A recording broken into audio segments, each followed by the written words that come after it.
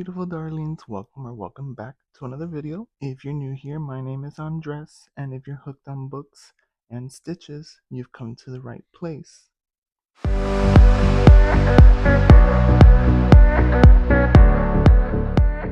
Today's video is going to be all about my May reading wrap-up.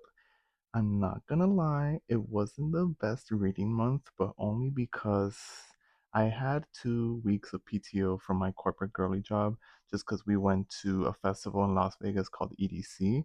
So I did take some time off of reading as well, just because being at the festival, trying to read in between the time that we have after the festival to when we get back home or before the festival and things like that. It was kind of crazy.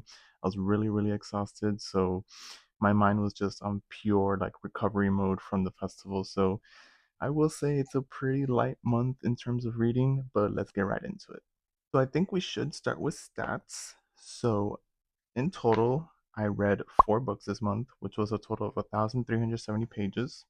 My average time to finish was 8 days. And then the moods ranged between dark being the biggest one, and then a pretty equal amount of sad, mysterious, emotional, and adventurous. Pretty interesting. The 4 books were all medium paced, even though I kind of slightly disagree, but we'll get into that. Page number range between that 3 to 500 mark makes total sense. Genres were between romance, LGBTQIA+, mystery, fantasy, and contemporary. And then my average star rating of the month is a 3.56, which is kind of crazy. That's pretty low for my usual, but we'll see. You're gonna see why it's so low. The first book that I finished in the month of May was One Dark Window by Rachel Gillig, and this is part of a duology, which is called the Shepherd King duology. The main premise of this book was so fascinating to me, and not only the premise, but also the magic system that was being used. There was this thing called Providence cards, which is basically cards that you're able to acquire and get some type of magic from. And if you use too much of that magic, of course, there's always the negative consequence. The biggest thing always mentioned throughout the book was nothing comes for free. And that was very explicitly explained at the end for sure. I gotta admit that I loved the main character, Elspeth, if that's even how you say her name. It was like so complicated to say, like actually pronounce her name. When I first was reading the blurb in the back, I was like, how the hell do I say her name? Is it Elspeth? Elspeth? Like I couldn't get it.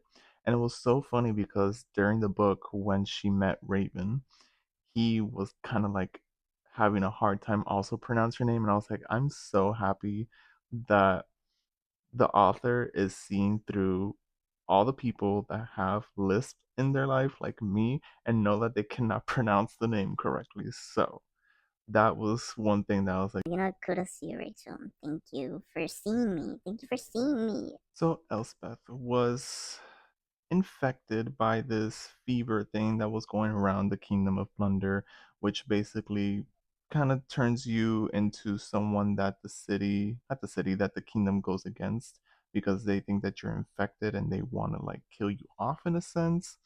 Whereas, back then, before the current king was in power, they would take those infected people and would actually heal them and try to get them back to a better state.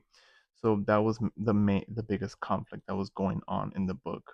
The actual current king and his courtship doing damage to the kingdom of Blunder and trying to get rid of perfectly normal people that are just infected with something that they had no control over because it took over the entire kingdom. Elspeth was infected with this long ago, like when she was really young. I believe it was like 13, and she was able to keep the secret of her being infected and have magical powers for so many years down the line, because I think the present day she was already like in her mid to late 20s, if I'm not wrong. So it was a few years that she was keeping that secret to herself. Of course her family knew, but her family was working in cahoots with with her uncle to protect her and keep her under wraps, to not let anyone find out that she has the disease so she doesn't get killed, obviously. So basically, the book starts off that Elspeth is being chased by these people. I forgot what they were called. It was like specific, like doctors in a sense. I think they were called physicians, I believe, if I'm not wrong. And they were basically hunting her down. They were looking for her, and then the aunt that she was living with, that was keeping her protected from these people, from finding out that she had the fever and that she was infected, basically told her just run and like try to hide yourself and disappear. You need to save yourself, yada yada yada. So she did go back, and then she was basically taken under the wings of the Yu family, which is, I believe, they were like the cousins to the actual king's family. And then we went ahead and we found out that Elspeth is gonna go ahead and be thrown into this dating for convenience with Raven Yu, just so she could remain protected from the king and from all the possibilities of her being discovered that she has this infection and she has magical powers. Now, one of my favorite tropes is this fake dating or marriage of convenience type of thing. I love those tropes. I really do enjoy them, and I love seeing how it turns around and they end up, falling in love with each other and things like that. But I had a really hard time connecting with Elspeth and Raven in terms of their relationship, just because it didn't seem like they were actually into it. Like when the author made it seem like they were starting to fall in love and that they were actually caring about each other and things like that, I still didn't feel like such a strong connection between them. Even towards the end, in that third act conflict, and how, might be a spoiler alert, so just skip ahead maybe 2 minutes just in case if you don't want to anything spoiled about this book if you haven't read it. But even the part where he was trying to go and save her at the end, it just, it didn't seem like he was in it, like he was fighting for her and he really wanted to get there and save her and just kill everybody in his path. Like, I guess I'm so used to like the "who did this to you" MMC, that when Raven wasn't that way, I was kind of like, ugh, yeah, he doesn't really like her. Like, this is really only just for convenience. Like, there's no feelings here. And that's how I kind of felt the whole way. Even towards the end, it still felt that way to me. That's really like my only big critique about the book. But overall, I didn't really let that steer much of my rating, just because I know it's a duology. Maybe in Two Twisted Crowns, that relationship will develop more, even though it doesn't seem like it would, according to the way that One Dark Window ended. But we're gonna leave it at that for now, just because I haven't read the second one, so we'll see. I really liked the premise, like I said. I feel like the premise of the book was iconic. To actually have like the family, like not immediate family, but your cousins go against you as a king to try to save the kingdom. Like, I love that type of trope, I guess it is, or like that type of storyline. I love seeing family rivalry like that. I was obsessed during this entire book, and then I love that it's all for good intentions. They're trying to overrule the king with good intentions, because this current king is a straight up asshole, to say it plainly. Like, the fact that you just want to execute everyone that's been infected and just get rid of them, like if they're trash, like, they're human beings. They didn't choose to get infected. Most of these people got infected because of that mist that was just going throughout the entire kingdom. It's out of their control. So how could you just say, "Oh, off with their head"? Like, that doesn't make sense to me. Like how it was before with the previous king, trying to find a cure, trying to help them get over it and to get back reintegrated back into society. That's how it always should be. The world peace, I guess, for lack of a better way of saying it. Can we please talk about the monster inside of Elspeth's head? Listen, he was funny. He was a dick. He was, oh my god, there's so many adjectives that I could use to describe him. But honestly, he was one of my main favorite characters throughout the entire book. And when we find out the entire background story as to how he got into Elspeth's head and who he really is and things like that, that was chef's kiss for me, honestly. That it was really enjoyable. It wasn't something that I predicted. It wasn't something that I could have figured out throughout the story. So it was something that really caught me off guard, and that's where I was like, damn, that's a good book. So overall, I did rate this book 4 stars. I feel like it was a very solid read. I was intrigued the entire way. Whenever I start a new fantasy book, I always have a struggle trying to get into the world sometimes, depending on the author's writing style and things like that. But I think that Rachel Gillig's style was really well done. Like her writing style is really well done. The world building, I wish that I could say that it was fantastic, amazing, wonderful, but it was, just an average fantasy world build throughout the story. It wasn't anything crazy. My main takeaways of the book are the magic system of the Providence cards. Loved that. The actual monster inside of Elspeth's head. Love him. And the premise of trying to save the Kingdom of Blunder from King Rowan's horrible, disgusting acts. So very solid 4 star read for me right there. And I'm really excited to read Two Twisted Crowns. I already have it here. I'm ready to read it, but we'll see if it comes up in my June TBR. All right, the second book I read in May is Love Clancy, Diary of a Good Dog by W. Bruce Cameron. Oh boy. Uh, so initially, this book, when I went to Seattle for my birthday in March, we went to a bookstore and David had saw this book in the bookstore and he was like, "Oh my god, look, it has dogs. I know you love dogs. You know, take a look at it." And I read the premise. I read the synopsis in the back, and I kind of enjoyed it. And I was like, it sounds cute. And I told my mom about it because my mom and I have a book club. In case you don't know that, we have a book club and we meet every month. We pick a book. 1 month is me, 1 month is her. So for that month, for the month of April, it was supposed to be her pick. So then I said, okay, for the month of May, I want to choose this one. So I chose this one for the month of May. Overall, the book is basically told in the perspective of the dog. So it's the dog's POV the entire way, which honestly is the savior of this book because everything else was wackadoodle. Okay, it was a wackadoodle time. Like, I don't know what the hell this book is about, to be quite frank with you.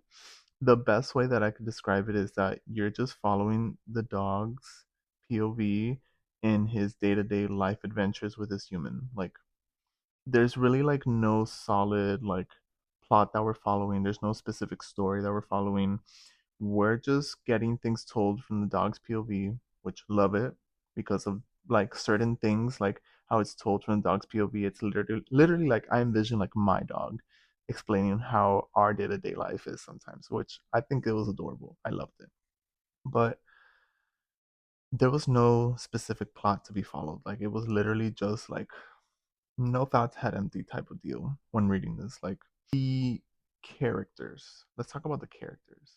The two main characters, which is Clancy's owner, JB, and then this other girl called Alana, they were the most likable characters in a sense. Every other character was fucking insufferable, dude.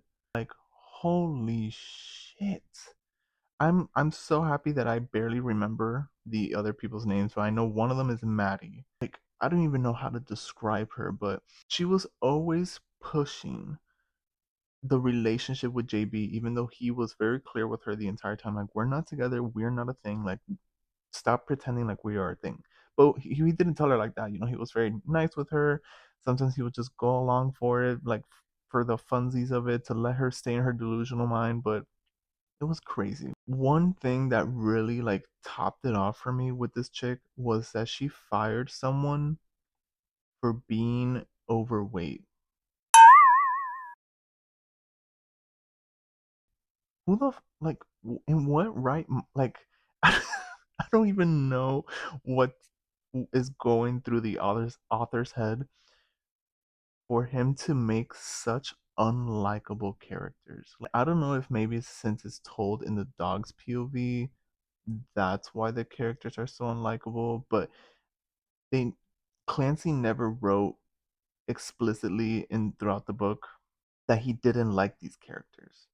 Like, that's why I don't think that theory actually works either. So I'm very surprised with how the development of the characters was conducted in the book, because honestly and truly, like, I had so many points throughout the book that I just wanted to DNF it. And I'm not a big DNFer. Like, I'm really not. I barely DNF books. And if I have, I always pick it back up at a later time. So it's pretty crazy to me that I kept going. I really was just trying to give it a chance. And it's also a book club book, and my mom never DNFs books, like, no matter what. So I knew that I had to, like, at least get to the end of it. I'm telling you, like, the only thing that saved this book is that it was told from Clancy's POV. That's it. Like, everything else was so bad. I guess there was like a main plot point of like this road trip that was supposed to happen, which is why the cover of the book has like all of them in a little van. But I'm telling you that that plot point happened after, like, way after the 50% mark, maybe in the 65, 70% mark, and then it was done by the 90% mark. Overall, my star rating for this book was 3 stars. I feel like that's like the most fair I can be. I would go lower because I'm telling you, like, I really did not enjoy it. The only times that I really enjoyed was that after every chapter there was like a little diary entry that Clancy wrote, best parts of the entire book. And it wasn't even after every chapter, unfortunately. But still, those were the best parts of the book. So I think 3 is a very fair and very, very nice rating. Maybe even a 2. But just because it's told in the POV of Clancy, I'll leave it at 3. The third book that I read is Every Sweet Thing is Bitter by Samantha Crewson. Samantha Crewson is actually a debut author, so I was really excited about that because I love reading new authors. And I must admit that this book was a tough read. It was a tough read at times, honestly. So, to tell you about the book, we're following Providence, who is actually a convicted felon for attempting to kill her mom with a vehicle when she was 17. She was processed and she was in prison for many, many years. And she was released after maybe 10-ish years, I want to say, I think it was. She was released on parole for good behavior, but she wasn't living in the same hometown. She was living like in another state, even. So she's out on parole. She got a job. She has her own little place. She's getting reintegrated back into society, which is really nice.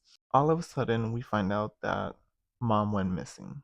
So Providence has to go back to that hometown that she has very, very horrible memories from, and to go help to try to find her mom. And that's where the story begins to progress. And she starts to meet up with, old flings, other people that she grew up with all her life, people that she considered like a second family, basically. She was seeing everyone from her past because everyone still lived there. But the number one person that she was trying to avoid from seeing and never wanting to see is her dad. Because her dad is an abusive, manipulative, horrible person. The worst person you could ever imagine. The whole book is really focused on Providence's character development. Like, yes, there is a very strong plot development for sure, but I feel like the book was more centered around Providence development and finding closure from that past incident that occurred many years ago when she was 17. In a sense, it's also kind of like breaking generational trauma, like going back and facing your demons to break that curse so it doesn't linger and it doesn't get passed along to future generations of your family lineage. I thought that the story developed really well. I was really intrigued and I was into it. Where the story lost me, unfortunately, was in terms of the plot twist. So technically, there was like 2 plot twists, and the first one went along in a way that it makes sense, and I was like, okay, could have been a little predictable, but it just makes more sense with the story and it follows along. But then we find out that that plot twist was revealed to Providence in a different way. Like, it wasn't told correctly. Like, the real story she found out after, she's like, wait, so it was not this. And then she finds out what it really was. And that plot twist for me did not make any sense because Yes, there was some type of reasoning behind it that I still don't understand now that I keep thinking about it. But honestly, I would have preferred the first plot twist over the second one because the first one, I'm telling you, would have made sense. It would have been really funny because it would have been like history repeating itself, and that would have made it a little more iconic, I guess, in a sense. But that's me. Oh gosh, and another thing that really like bothered me while reading this book was the amount of like big fluffy words that were used. I feel like there was a thesaurus right next to Samantha while she was writing this book. And every time she wrote like, "Oh, this was nice," she was like, Let me try to find a synonym for nice, and let's make it real, like a real big fancy word.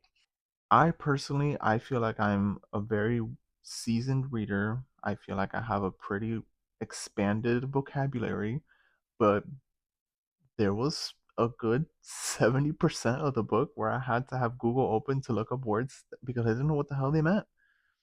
I was like, girl, just use the regular word. Like, please. All in all, it was a really good book. I cannot complain. But overall, I did rate it a 3.5. There's really nothing to rave about the story. Like, there's, I feel like this type of premise has been done before multiple times, and it's been done very, very successfully in other books that I've read.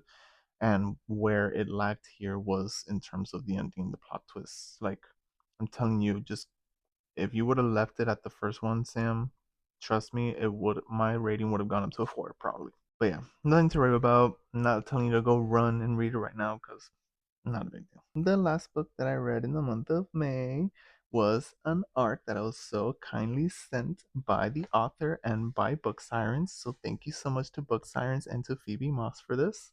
And it is Summers on Lemondrop Lane by Phoebe Moss. This book was it's literally like the perfect summer read. It's like if you got the Summer I Turned Pretty series and you made it rated R, like literally. It was amazing. So basically, we're following Charlie Winslow, who is just recently moving over to Lemondrop Lane, which is located in this little tiny island called Bellwater Cove that's only accessible through ferry, and everyone in the island is just driving golf carts or walking around. And I envision myself in that little island and just like living my perfect little island dream, away from responsibilities, not having to worry about bills. Don't I wish? But we're following Charlie that she just moved into Lemondrop Lane and she's opening her first bakery ever after graduating from culinary school. Charlie is very well known in Lemondrop Lane and in Bellwater Cove. Her and her family basically grew up living there. Most of every summer they would go there. And within her family, there was always one extra person by the name of Fitzgerald Whitmore, the third, and this is her Charlie's brother's best friend. He basically was like brought into the family since they were in third grade. So it's basically like having another brother in the family, just not by blood. So we're following Charlie and her family, as well as Fitz and everyone else, as they're living their perfect little summer vacation in Lemon Drop Lane. Charlie does have a boyfriend by the name of Thatcher, and Fitz also had a girlfriend by the name of Sloan, which was okay, but it's like they were like that picture perfect couple, but only perfect in the picture, if you catch my drift. And then Charlie had just started dating Thatcher, and I made that face for Thatcher just because he is the biggest a hole in this entire world. But those relationships of theirs doesn't really stop Charlie and Fitz's want and yearning and need for each other. The little glances that they give at each other, the times that they spend together, and he's like trying to pretend like he doesn't have any feelings, but deep down inside, he has more than just feelings. And same thing with Charlie. Don't get her twisted. She is the same way. Trying to be all like she don't care, like go be with Sloan. Girl is obsessed with Fitz. Like she couldn't get over it. Like ever since she was, I think even before she was 17, if I'm not wrong, because the author did flashback chapters, and I'm always gonna remember the flashback of when she was 17 and she was at the party and she got a little over the board with the drinks, and she had this boyfriend, I guess, in a sense, that was trying to take advantage, which I hate so much. But the first person she calls to save her is Fitz, and Fitz saved her from that stupidity. And I'll never forget them pulling to the side of the road and dancing, and I'm gonna cry.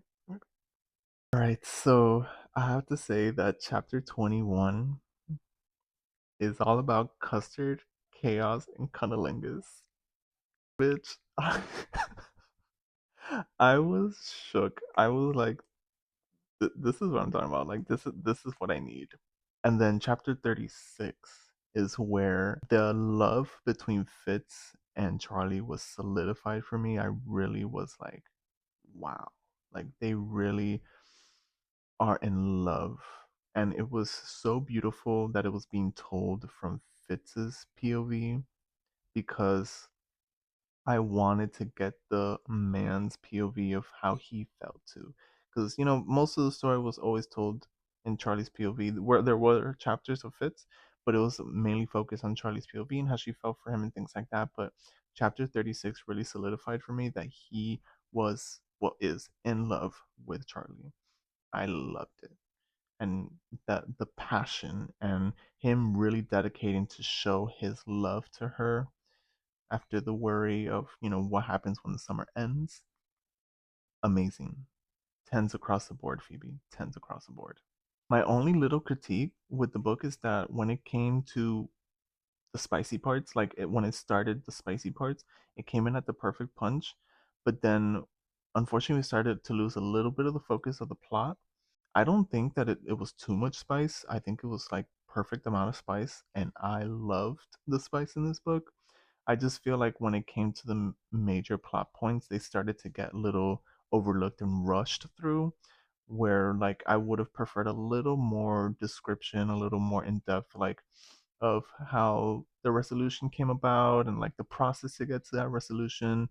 Because I kind of felt like I was reading one page of them, doing the deed, and then we turn the next page and then we find out that it was all resolved. Like, I was like, oh, I wanted to know how it went about. Like, did they have to go to court? Did they have to do anything extra like to try to win this? Like, I know that it was like solid, like it was a good to go resolution, but still, I kind of wanted to learn about the resolution and the ins and outs and how they got there. But it's okay. Not the biggest critique, not the biggest thing. It's not completely destroying my rating for the book. Overall, the rating that I give the book is a 3.75. Really, really solid read. Perfect palate cleanser, summer read. Like, I highly recommend getting into this book. It comes out June 13th, so it's probably not out just yet when I post this video, but make sure to put it on your TBR because it's a really solid read. And now that summer is right around the corner, finally, I think you should definitely get into it, especially if you were a fan of the Summer I Turned Pretty series. Gotta get into this book. So yeah, guys, that was my May reading wrap up. I know that it was a little shorter than usual. I know my usual is like 5 books, but this time it was four. You guys know why. I was on a little vacay PTO, freeing my soul in the rave community. So we'll see how my June goes in terms of reading. I think it's gonna be better. It's just there's June is a crazy month for me because I have so many back-to-back birthdays and so many back-to-back events, but it shouldn't steer me from reading, so it should still be a good reading month. But if you liked this video, make sure to give it a like and subscribe to my channel. Make sure to hit the notification bell so you are notified every single time I post a new video. Also, make sure to check me out on Instagram, TikTok. I also have Goodreads, Fable, and Storygraph, so make sure to follow me on those just so you could keep up with what I'm reading currently, see other books I have read in the past, and what ratings I've given them, and things like that. So make sure to check out all of my other socials too. And with that, let's get hooked, darlings.